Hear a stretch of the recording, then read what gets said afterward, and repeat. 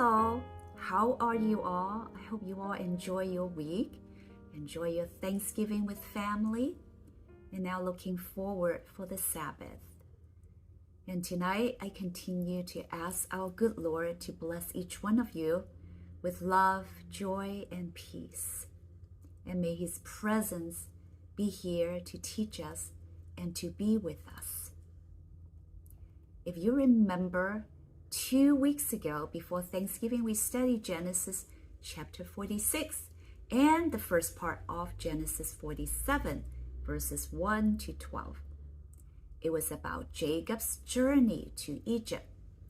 Let me briefly review it. If you remember, before Jacob left Canaan, he sought God at Beersheba, and God gave him permission to relocate to Egypt.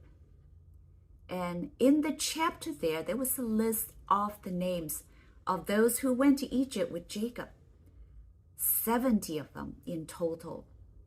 And we mentioned that 70 is a symbol of completeness.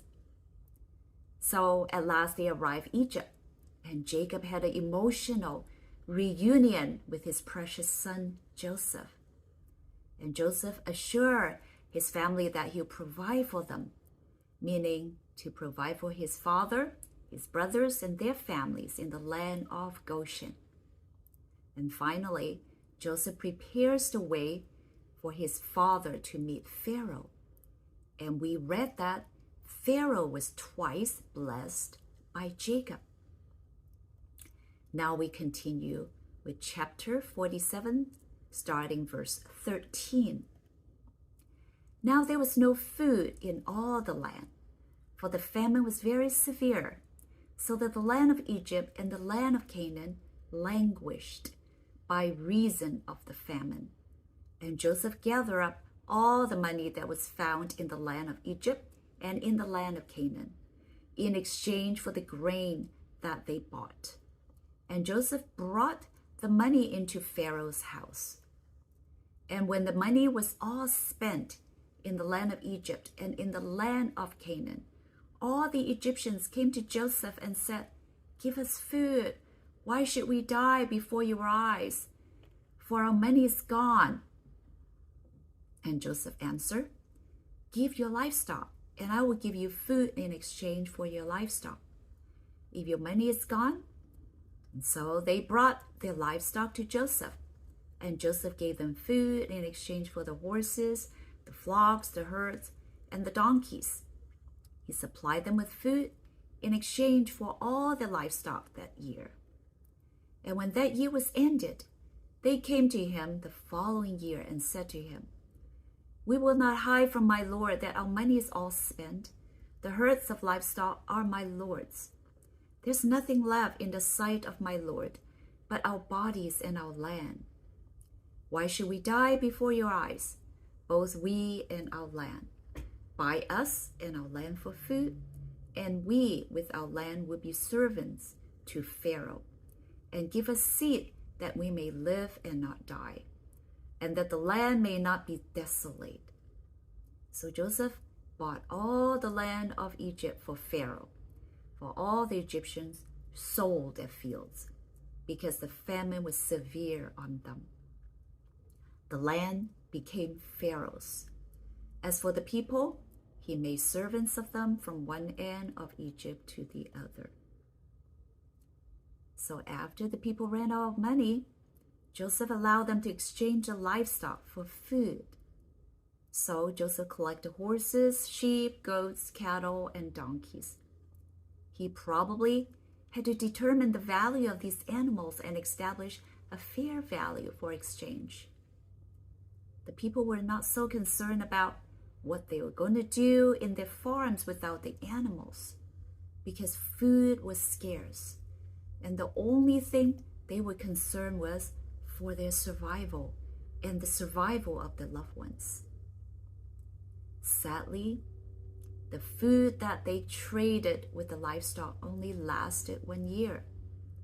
Without money, without livestock, when all food is gone, the only thing they could offer was themselves and their lands. So the people willingly offered themselves as slaves or servants to Pharaoh, and selling him the ownership of the land as well. Question: why Joseph used this system with the people when they come to barter for food? We know Joseph was a believer of the merciful God. So why didn't he give the food freely to the people and not take their livestock and lands? First of all, I recognize that we are living in an imperfect world. Poverty, tragedies, and the consequences of that are real. Our first duty is to find ways to help eliminate them. But we know that we cannot expect complete success because this world is imperfect. And the complete elimination of poverty and famine and tragedies like that will have to wait until God's perfect kingdom is here. Furthermore, we realize that it is only in God's perfect kingdom that mercy, justice, and fairness could operate together at the same time. For Joseph, he was an official in a repressive society, and under the circumstance, he became part of its power structure. He had no choice of function according to that system. But learning from Joseph, even though we don't have the power to eliminate the circumstances that require people to make tough choices, like selling everything to obtain food, but we can find ways to support people while they're coping with the situation. And for sure, with tough decisions like that, we need God's constant guidance to help us. Another question: why didn't God raise up Joseph to be in the land of Israel to provide for Israel's relief during the famine? Well, these are the two answers I came up with. First answer: perhaps it was God's way to teach his people a lesson of humility, that sometimes he uses other people, in this case foreigner, to provide for his people. We often experience feeling of shame when we receive help from others, but learning to accept the reality that we cannot do everything by ourselves will humble us. Second answer to why God didn't raise up Joseph to be in the land of Israel to provide for Israel during the famine. Well, in sending Joseph to Egypt, he fulfills his promise to Abraham that his descendants would be a blessing to the world. Through Joseph, Egypt was introduced to the true God. Now, verse 22. Only the land of priests he did not buy, for the priests had a fixed allowance from Pharaoh and lived on the allowance that Pharaoh gave them. Therefore, they did not sell their land. Joseph exempted the priestly families from selling the land because Pharaoh supplied them with a fixed allotment of food to meet their needs adequately. So what does that mean? Well, in those days, the priests, they don't need to grow their own food. And so when there were shortages of food, it didn't really affect them. And they didn't need to sell their land. In fact, according to history, temples that belonged to Pharaoh were owners of land and benefited from renting out land to be farmed by laborers.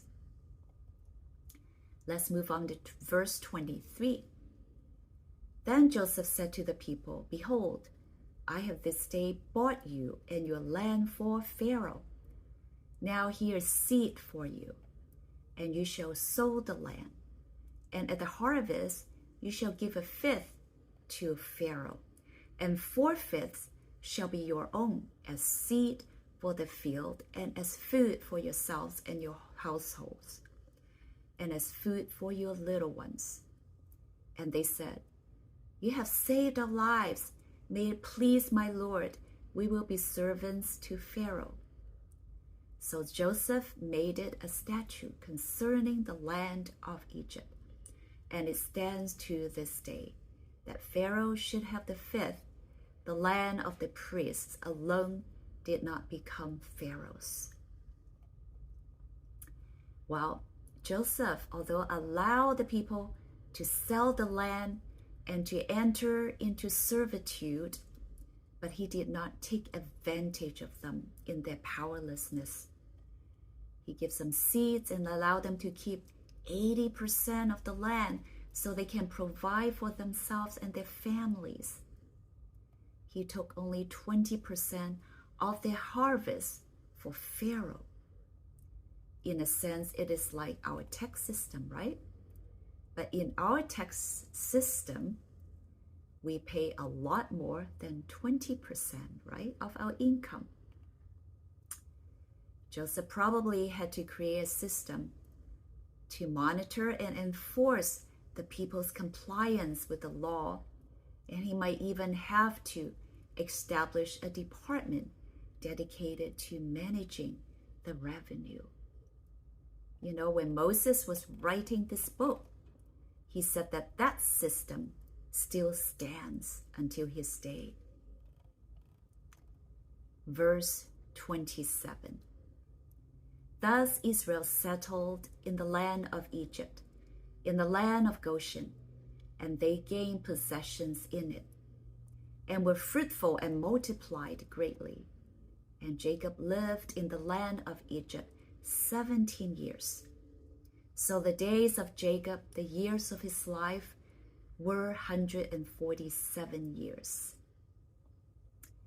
Remember 2 chapters ago when Joseph finally reunites with his father Jacob? He told his father that he will live near him in the land of Goshen, Egypt, with his children and his children's children, and with his flocks and herds and all his possessions. Joseph said he will provide for him. And now, years later, the Bible said they gained possessions in it. So it seems like they are no longer just dwellers of Goshen. They have gained possessions of it. And their clan has grown and multiplied. God had blessed them. And furthermore, Jacob was blessed with another 17 years. He lived until he was 147 years old. Now, verse 29. And when the time drew near that Israel is Jacob's new name, right? Remember? So when the time drew near that Israel must die, he called his son Joseph and said to him, If now I have found favor in your sight, put your hand under my thigh and promise to deal kindly and truly with me. Do not bury me in Egypt, but let me lie with my fathers. Carry me out of Egypt and bury me in their burying place. He answered, I will do as you have said. And he said, Swear to me. And he swore to him. Then Israel bowed himself upon the head of his bed. So what does put your hand under my thigh means? Well, it is a formal means of swearing an oath. Jacob wanted Joseph to swear because he wanted to be buried in Canaan. And that reflects his tie to the land of Canaan in the past and in the future. Well, he is tied to Canaan in the past because he and his grandfather were living there. And he was tied to Canaan in the future because when he died, his body and also his descendants will return there. Canaan was a promised land given by God. Furthermore, the ancestral burial ground is in Canaan. You remember that? And Jacob will lie with his fathers This phrase means when he dies, he will be buried with them. Again, in doing that, he will actualize his solidarity with them, that God's covenant will be realized and God will bring them back to the promised land. Also, this last verse said, then Israel bowed himself upon the head of his bed. Perhaps it is out of respect for Joseph, in keeping with Joseph's earlier dream, or Jacob was just worshiping God in thankfulness for Joseph's response to his request to be buried in Canaan. So this chapter is finished. So what lesson have we learned? Number one, again we see God's hand leading Jacob's family. He lived 17 more years to the ripe old age of 147. Jacob, although he suffered much during his lifetime, but at the end he got to be with his beloved son Joseph and saw his family grew and multiplied. He died with faith and hope that God's promise will be fulfilled. Number two, from Joseph's story in managing the food crisis, we can also learn from him principles for effective management. Joseph's leadership skill is an example for leaders today. Let me list a few for you to see. Number one, if you're a leader, become as familiar as possible with the situation and circumstances. Joseph was acquainted with the state of affairs at the very beginning of his service to Pharaoh in dealing with the crisis of food. Number two, like Joseph, we need to pray for discernment regarding the future so that we can make wise plans. Joseph was a man of faith. Remember, Ellen White, the author, said, while he was a lad, he prayed to God that under all circumstances, he would serve the Lord with undivided heart. He would meet the trials of his lot with fortitude and perform every duty with fidelity. Number three, in being a leader, we need to commit ourselves to God first and then expect God to direct and establish our plans. Number four, as leader, we need to be gratefully and appropriately acknowledge the gifts that God has given us. Number five, as a leader, even though others recognize God's presence in our lives and the special talents that we may have, but don't broadcast this in a self-serving effort to gain respect. Joseph was not prideful. He didn't boast about his talent and his ability. In fact, he told his brothers that he became the vizier of Egypt because of God. God wanted him to be there to serve and to save his family and others.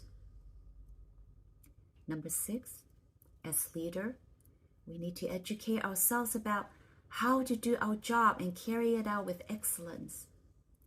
Joseph knew how Pharaoh's government operates, and he devised a system that would work for the Egyptians. Number seven, as leader, seek the practical good for others, knowing that God has placed us where we are to be a blessing. Joseph didn't take advantage of the situation when the people offered themselves and the land in exchange for food. He established a system that was familiar and practical to them. He gave them seeds to sow in the land after the famine is over, and they will have to only give Pharaoh 20% of their harvest.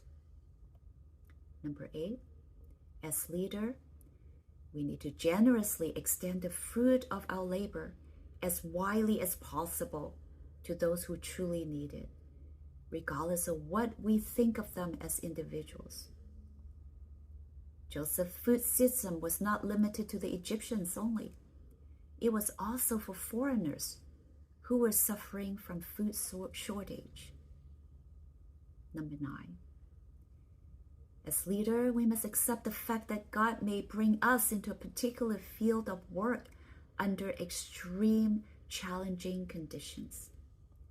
And this does not mean that something has gone terribly wrong and that we are out of God's will.